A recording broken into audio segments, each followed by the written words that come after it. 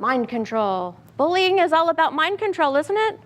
It is. It really affects your mind. It affects everything. And once you've got a certain thought in your mind, how do you get it out? I'm worthless. I'm too fat. I'm too skinny. I'm the wrong color. I'm the wrong religion. It's all about me. I'm doing something wrong. I'm bad. They've got these thoughts, these images, so they're going on in their mind. It's that part where I'm so stupid, I must kill myself. My most recent child that I was working with at the hospital, and it just happened this week actually, was telling me that she didn't want to tell anybody she was being bullied. But her family noticed she kept withdrawing and isolating and snapping at people that she never used to have, those really irritable snapping at people, like, get away from me, leave me alone, let me do my own thing. Come to find out, she had been being bullied, and the bully was so sneaky about it. She would do the whispering under her breath at her and threatening her and telling her how ugly she was and how stupid she was and why are you here. But then she took her journal and started writing, go kill yourself. We hate you. Nobody likes you. You're ridiculous. Why do you even come to school? Into her journal. Well, the child was, again, she didn't want people to know this was happening, so she would just tear them out of her journal, shred them, and throw them away, to the point where she wasn't going to school. And sadly, she had only been at this school for like 4 months. They were active duty military and had just transferred in. So her realm of friends hasn't developed yet. So she didn't have that support system at school.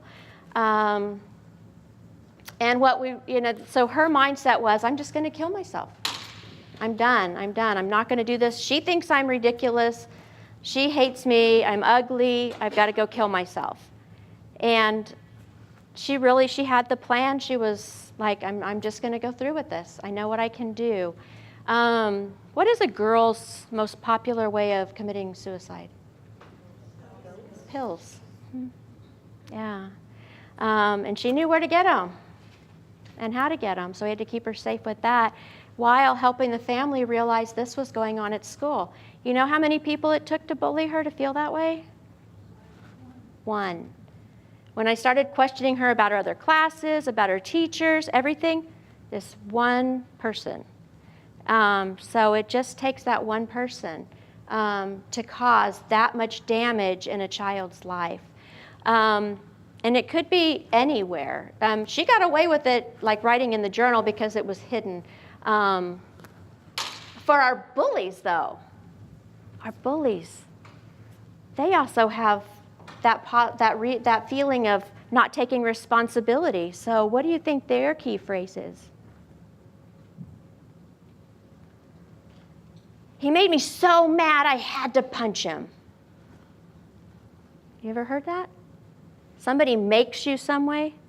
Y'all have not heard that phrase? No? So what would you do differently with this mind control? Can you change it? Anybody ever worked with the bullies? Y'all haven't gotten the bullies in? Oh, I've got one hand, yes.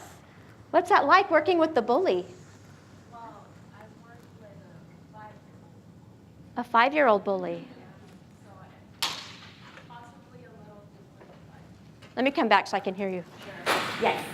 So it's possibly, so I work with children with behavior problems in a Head Start program. They're referred to us for emotion coaching and emotion regulation. Oh, good. And this kiddo deliberately would seek out kids and taunt them and say mean things to them and would thrive on saying these things to them. So we talked a lot about how that makes other kids feel, and we did group sessions with him.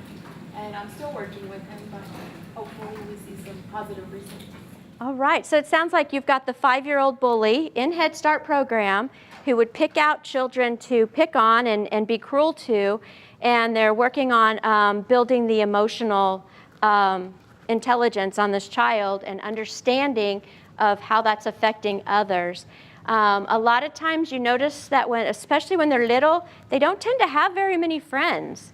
And that's what I usually hear from my little bullies, is they don't have very many friends, and that nobody likes me, so what does it matter? I can, at least I get attention if I hit somebody. So working with them on that friendship, so that's wonderful. You have that program where you can work on that emotional stability with them and different behaviors at a young age. We need that. We need that happening early so they can start understanding those emotions and what's going on. So anybody else? Anybody worked with a bully? Yes? Well, I had one, I know when she was mentioning about kids who say that they're being bullied when they're the actual bully, and I had one kiddo who, middle schooler, who had been bullied for most of his life because he was very tiny, he's a short stature kid, and then he started growing. And so he got together with this big girl in junior high who then was a bully, and then he and her together became bullies together because now he felt like he got big like he wanted to, and he was then targeting other kids so that they could feel how he felt. So it was an interesting switch. That retribution, it comes Yeah, back. big time, big time. So it was hard to work with him because he felt it was justified because it was payback. Yeah, they did it to me. Why can't I do it back to them now? They get what they deserve. So that mindset's difficult to change because it's just human nature. Protect yourself, right? No? Yeah. That I need to protect myself. I need to be safe. And the way I'm going to be safe is to show you, you're not going to ever do that to me again. And that's how bullying happens when they've been bullied and they are able to bully back. And like I said, sometimes if they're getting bullied at school, they'll start bullying people at home. If they're being bullied at home, they'll go to school and start bullying. Because they know, can teachers grab them? Mm-mm. Can they run away? Mm-hmm. Can they treat people badly and they get sent, maybe to ISS at first and then OSS later and then at alternative schools? Yeah, they're not worried about that. Usually our bullies like alternative schools. Our bullies like alternative schools. Even our bullied kids like the alternative schools because they're smaller and they know they've got a lot of people to watch them, and they're not going to be able to be bullied because they have to walk. I don't know how every alternative school is, but a lot of times they have the more like they get checked beforehand, they get checked after, so the bullies can't be carrying anything to hurt them other than their hands. And then they get walked to different classes and nobody's allowed to talk. So they feel safer there. But the bullies also feel safer too. They a lot of times our bullies don't feel safe and they just react out of that fight or flight reaction, that reptile brain. It's like they just react because I'm angry or I'm scared, and so I'm going to find somebody to feel worse than I do, to have less friends than I do. If I bully them, I treat them badly, they're not going to have friends either. Nobody's going to want to be around them. So they take on that mentality. But at like an alternative school or a school where there's smaller classes, they don't have to worry about that. They have to follow the rules, and they don't have to think about not having friends or, who am I going to pick on next? That's a lot of work to actually think of what they've got to do next. So it gives them a break, actually. Bullying can be a humiliating experience. We talked about that in the cyberbullying. May not want adults to know if it's true or false, and afraid that they're going to be judged and may be in trouble. Backlash from the one who's bullying them. Helplessness. If there's ever been a time in your life when you have felt helpless about something, it could just be an exam that's coming up and you're like, for some reason I just can't get it. For me, it was chemistry. It was like, I just can't get these formulas. They're driving me nuts, right? So it was like that helpless feeling. But that feeling, like every day feeling that way, either when they're going home, when they're going to a youth activity, because we always tell the parents, get them involved in stuff, right? But there may be the bullies at their activities, maybe at those activities that we don't know about. And we're like saying, go, the more you do outside, the better, They may be at home, school, activities, anywhere. There can be some bullying going on, and they just feel helpless. Because do they get really a choice not to go to school?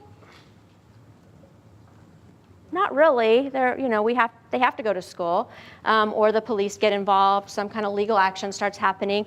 Do they have a choice not to go home? Some of them start making that choice if it's very dangerous at home and they don't feel like they're getting that support or they're getting abused at home. They'll start finding friends to stay with, but not officially. When the parents get mad enough, they'll call the police. They know what friend's house they're at, and they will go get them and bring them back home. Do they have choices not to go to sports if their parents are big into sports? It's really important you play this, girls and boys.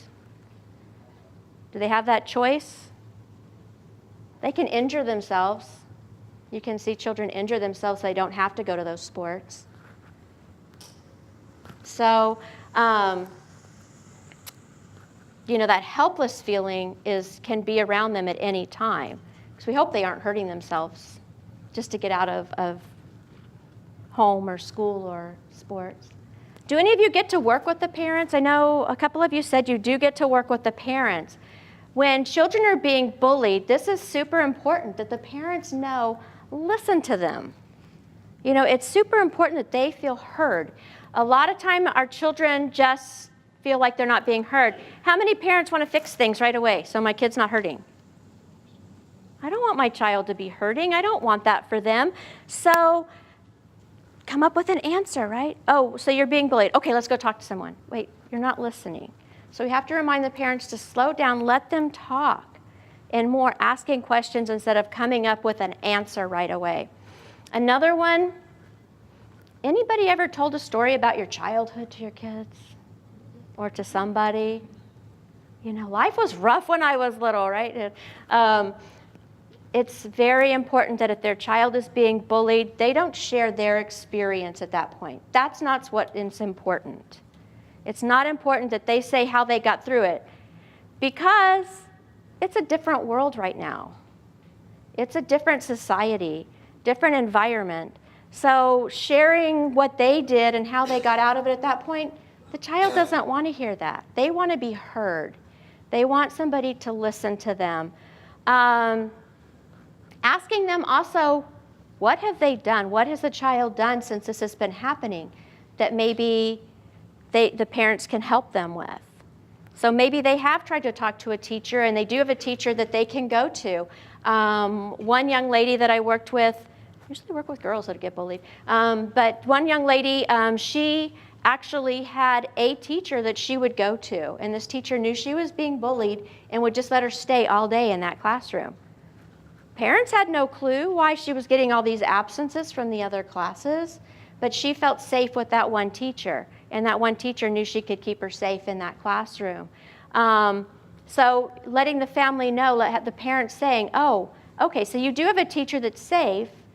How can we work with that? What can we do? And maybe asking their opinion. Asking the children their own opinion. Our kiddos are pretty smart. They just may be confused or scared or feeling hopeless. So when they open up to their parents, we need to make sure that the parents are letting the children have that time, that they are being open to them. I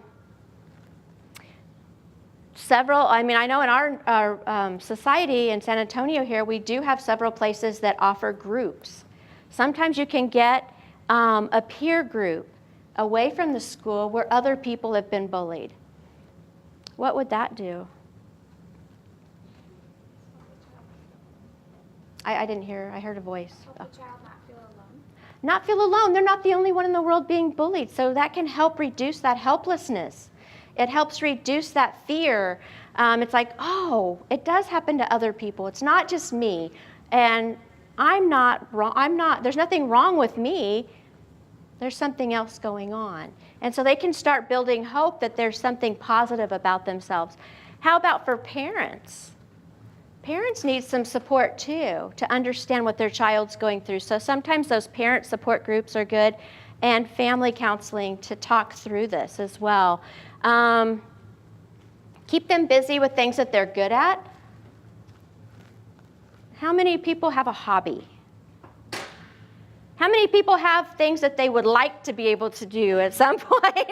Find some freedom to do it, right? I got a few people to wake up there. All right, so we have the thought of a hobby, but you know what?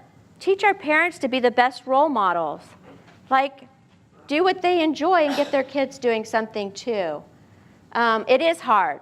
I mean, almost every family I work with is dual working families, or they've got little ones at home, so the other one doesn't have as much freedom. Busy, because we tell them, keep them busy after school so they don't get into trouble, right? So where do you have time to fit in a hobby and activities like that? But working with the family to say, well, maybe they really don't like volleyball. They might want something else going on. And seeing maybe the parents have a similar interest and they didn't know that they and their child have similar interests. Start building up that relationship with that family and letting the parents know how they can get involved.